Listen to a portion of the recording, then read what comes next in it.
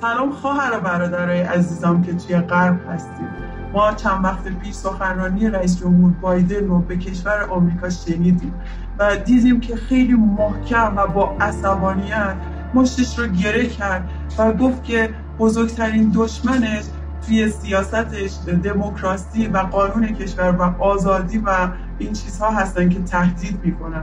و ما 2 سال پیش شنیدیم از خدا که جفا وارد کلیسای غرب میشه و همونطوری که شما از رئیس جمهورتون شنیدید، ما هم از دولتمون شنیدیم که گفتن که کلیساهای زیرزمینی بزرگترین تهدید هستن و دشمنشون هستن.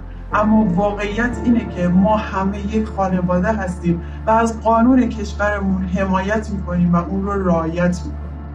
مسیح خیلی شفاف و روشن به ما گفت که روزایی میاد که دنیا از ما نفرت پیدا میکنه و ما رو میکشن و وقتی این کارو میکنن خودشون فکر میکنن که دارن خدمت میکنن به خدا.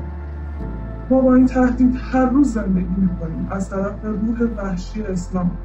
این روح اسلام توی آمریکا نیست، ولی همین روح شریر توی کشورتون هست.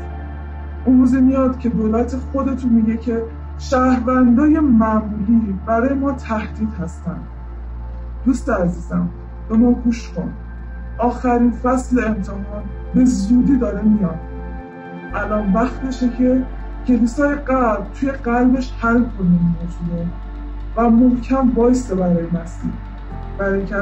برای کسایی که گوش دارن و میشنون و کسایی که چشم دارن و میبینن. و دعای ما برای اونجا فیض خدا و فیض مسیح برای همه شما عزیزان.